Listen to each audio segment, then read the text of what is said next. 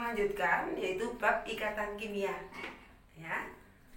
Kalau bab ikatan kimia sebelumnya Ibu menjelaskan masalah materi di ikatan ion dan ikatan kovalen, bagaimana cara membedakan keduanya, kalian sudah jelas ya bahwa ikatan ion itu terjadi antara unsur logam dan unsur non logam.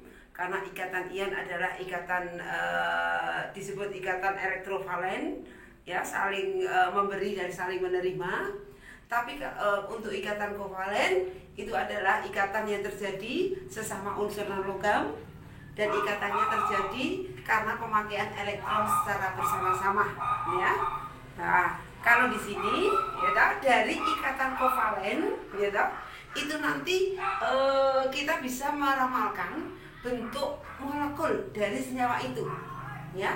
Apakah bentuk molekulnya itu nanti linier ataukah trigonal piramida atau tetrahedral, bahkan ada yang oktahedral. Nah, di sini bentuk molekul atau geometri molekul itu nanti untuk menentukannya ada dua. Yang pertama adalah dengan teori domain elektron. Yang kedua itu adalah teori hibridisasi. Ya.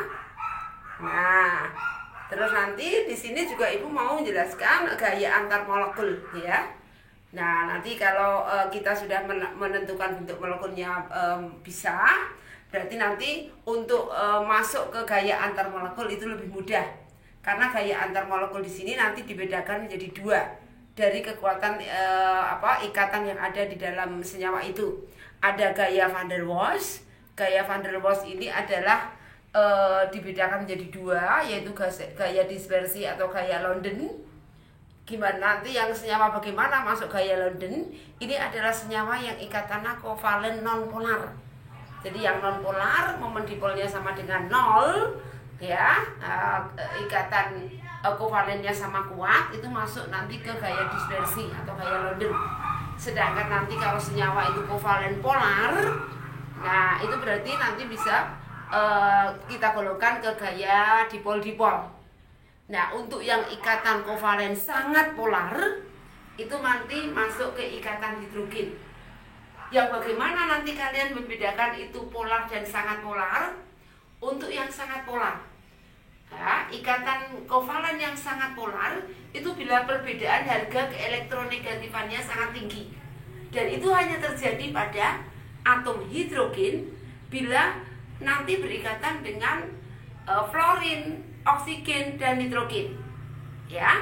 Jadi ikatan hidrogen nanti ini terjadi antara atom H itu bila nanti ketemu dengan FON, ya, yaitu dengan fluorin, oksigen, dan nitrogen. Ini nanti yang bisa mengandung gaya antar molekul di sana, yaitu ikatan hidrogen. Ingat, ini adalah gaya antar molekul. Jadi ikatan yang ada di dalam sana bukan ikatan antar atom di dalam satu molekul, tapi di sana adalah antara molekul atom H dengan molekul dengan atom H dari molekul air yang satu, misalnya dalam H2O, dengan oksigen dari atom dari molekul H2O yang lainnya. Nah, itu yang namanya gaya antar molekul. Jadi antara atom yang satu dari molekul yang lain ketemu dengan atom yang lain dari molekul yang lainnya. Nah, itu yang namanya gaya antar molekul. Beda dengan ikatan kovalen, ya. Kalau ikatan kovalen itu ikatannya antara atom yang satu dengan yang lainnya hanya dalam satu molekul itu sendiri. Untuk lebih jelasnya nanti Ibu jelaskan di sini, ya. Nah.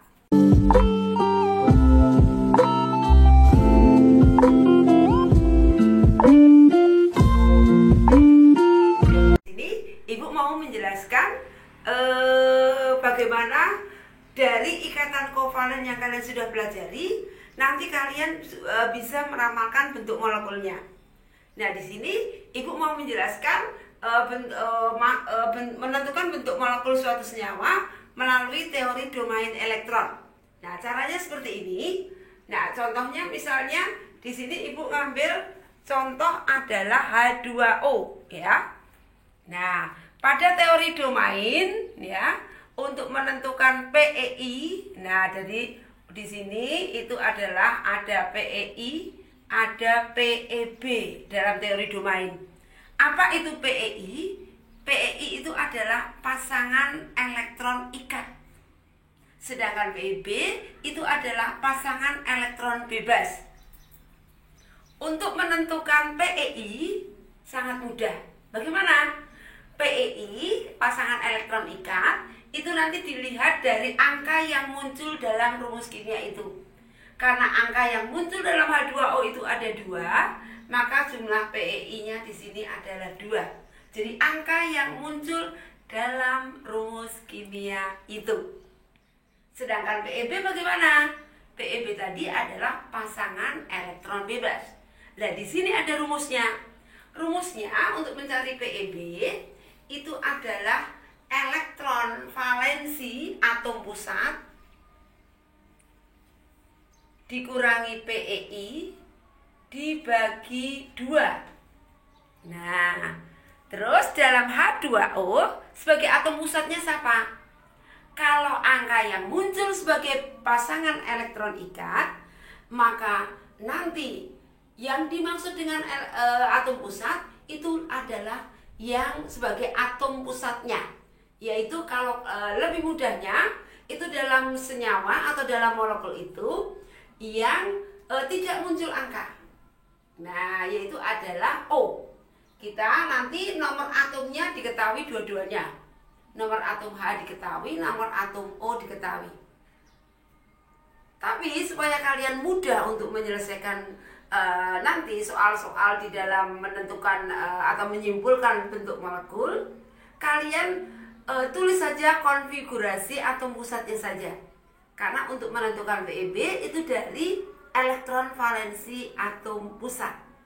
Nah, karena atom pusatnya adalah O, kita tahu bahwa O nomor atomnya 8. Di sini dia mendekati helium.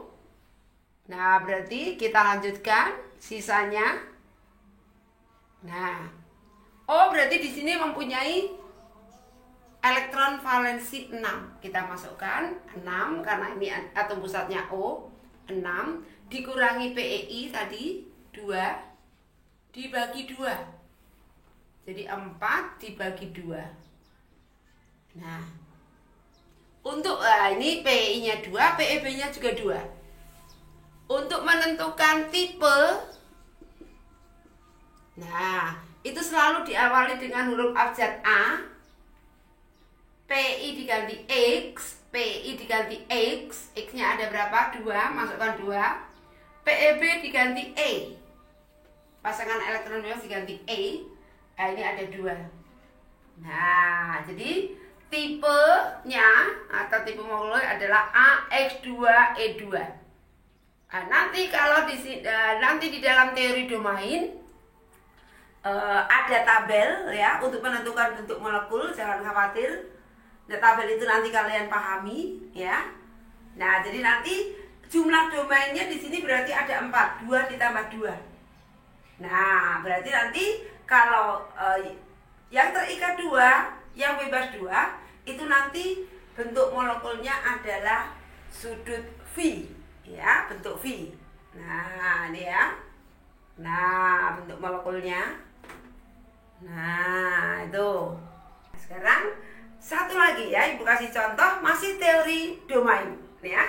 Kalau tadi adalah H2O, contoh yang pertama. Sekarang contoh yang kedua. Itu kita mau menentukan bentuk molekul dari XeF4 ya. Nah, seperti tadi kita harus menentukan PEI. Kita harus bisa menentukan PEB-nya. Nah, PEI adalah angka yang muncul dalam rumus kimia itu. Berarti 4. PEB adalah elektron valensi atom pusat.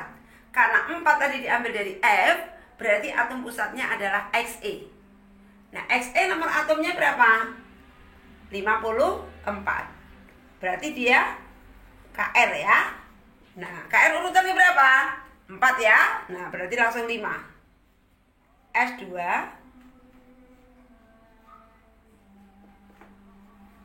Nah, berarti Xe itu mempunyai elektron valensi. Nah, elektron valensi itu adalah elektron pada kulit terluar.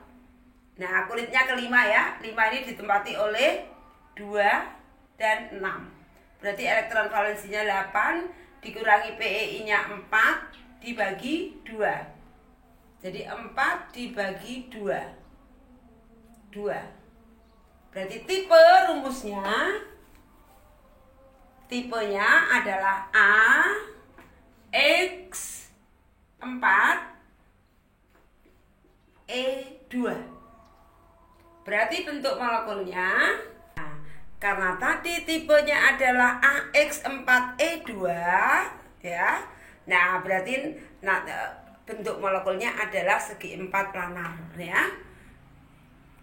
Ingat, jadi untuk menentukan kesimpulan dari bentuk molekul, kalau kalian sudah bisa menentukan tipe dari whispernya, itu berarti nanti kalian menyimpulkan bentuk molekulnya itu apa, itu mudah.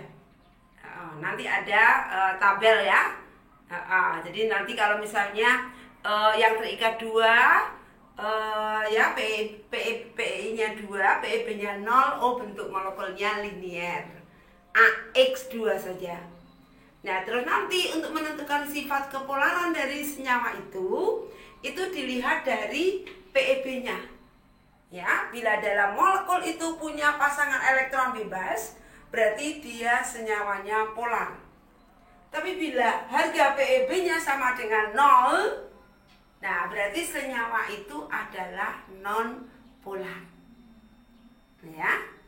Nah, itu kalau menentukan bentuk geometrik ya atau geometrik molekul ya dengan cara teori domain elektron.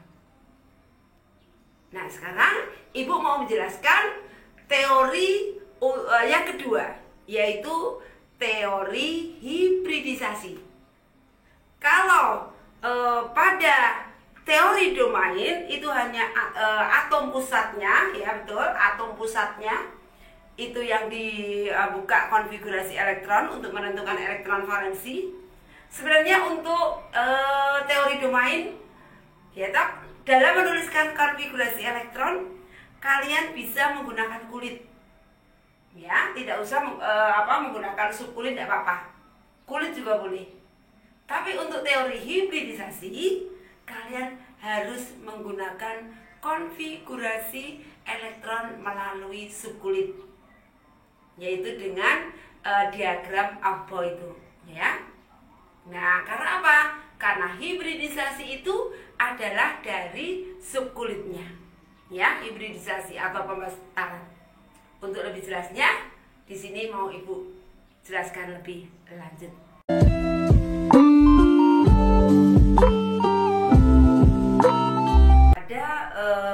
Teori yang kedua yaitu teori hibridisasi ya, untuk menentukan bentuk molekulnya ya, itu juga mudah ya, asal di sini kalian menguasai yaitu konfigurasi elektronnya ya. Kalau pada teori domain tadi adalah atom pusatnya ya, untuk menentukan pasangan elektron bebas, maka teori yang kedua, teori hibridisasi, di sini atom pusat juga yang dibuka. Tapi di sini untuk menentukan bentuk hibridnya. Ya. Nah, contohnya Ibu ngambil contoh yang di sini ya, fosfor triklorida atau PCl3. Nah, ini. Nah, ya 15. Nah, 10 ditambah 5. Di sini terlihat, nah, ini ada 2 elektron. P ada 3 orbital ya, P punya 3 orbital, terisi 3 ya, untuk isi orbital satu-satu ya, nggak boleh langsung. Nah, nih, nah kalau sudah ini di sini Cl, nah itu ke fosfor. Fosfor tolong sediakan 3 orbital yang terisi elektron tunggal. Ternyata fosfor mampu. Nah, jadi nanti 3 Cl di sini masuk di sini. Nah, di sini ya. Nah, ini masuknya di sini. Misalnya ini kita bedakan elektronnya tidak apa-apa. Nah, ini elektron yang bulat, ini yang elektron dari klorin. Nah, jadi bentuk hibridnya, ini subkulit S-nya ada berapa ini? 1. P-nya di sini ada berapa orbital yang terlibat? 3. Karena sp3, lalu bentuk kesimpulannya, bentuk molekulnya adalah tetrahedral. Ingat, dalam menentukan bentuk molekul melalui teori hibridisasi ini lebih simpel karena bentuk molekulnya itu hanya ada 5. Yang pertama itu adalah bentuk sp, yaitu linier. sp2 itu adalah segitiga datar atau segitiga planar. sp3 adalah tetrahedral. Yang keempat adalah sp3d, itu adalah trigonal bipiramida. Jadi kalau ada 5 orbital nanti ya terlibat di sana. Nah, dan yang bila ada 6 orbital yang terlibat itu adalah sp3d2. Nah, jadi itu yang bentuk molekulnya adalah oktahedral. Ya. Sekarang Ibu mau memberikan contoh sekali lagi. Kalau pada fosfor triklorida tidak terjadi eksitasi, bagaimana nanti pada senyawa fosfor pentaklorida, di mana fosfor di sini ya diminta menyediakan 5 orbital yang terisi elektron tunggal. Padahal pada keadaan dasar itu fosfor hanya mampu menyediakan 3 orbital yang terisi elektron tunggal. Tapi karena di sini fosfor punya orbital yang terisi elektron berpasangan, maka di sini bisa terjadi eksitasi. Apa itu eksitasi? Eksitasi itu adalah perpindahan elektron dari tingkat energi rendah ke tingkat energi yang lebih tinggi. Ingat, di sini fosfor berada pada kulit ketiga. Pada kulit ketiga itu ada 3 subkulit. Selain S, P, di subkulit ketiga ada subkulit D. Maka di sini kita menggunakan yang subkulit D. Nah, kulit ketiga ya. D kita tahu dia mempunyai 5 orbital. Nah, makanya di sini S yang berpasangan itu nanti eksitasi, disuruh berpindah.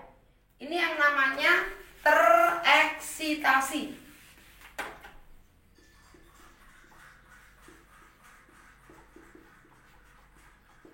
Nah, tereksitasi ya. Kita gambarkan bagaimana setelah terjadi eksitasi.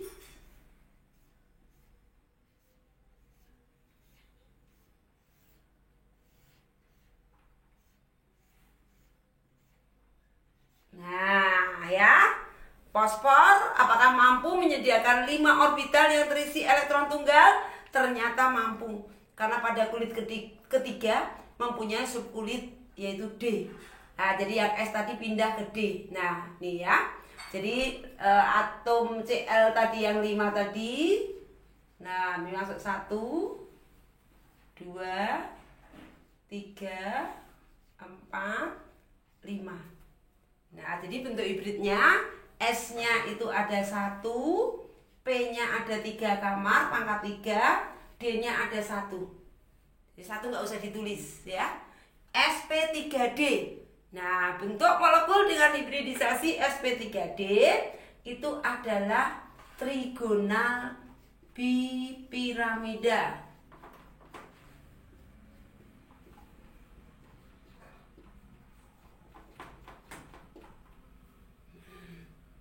Nah, jadi cara menentukan geometrik atau bentuk molekul ya tadi ada 2, yaitu yang pertama teori domain ya yaitu menentukan berapa pasangan elektron ikat dan berapa pasangan elektron bebas. Dari jumlah PEI dan PEB nanti kalian bisa menyimpulkan bentuk molekulnya apa. Ya, nanti ada di tabel itu ya. Kalian harus pahami dan kalian harus hafal itu. Sama dengan kalian mau menentukan bentuk molekul atau geometrik suatu molekul, ya kan? Itu dengan teori hibridisasi. Nah, sama-sama ya, kalau teori domain tadi yang dibuka juga atom pusatnya yang berperan ya untuk menentukan PEB.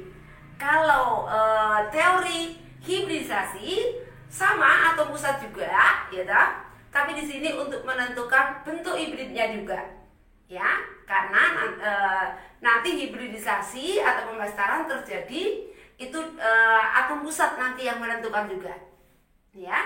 Nah, jadi nanti berapa subkulitnya yang terlibat di sana, ya. Ada tabel juga, jangan khawatir, ya.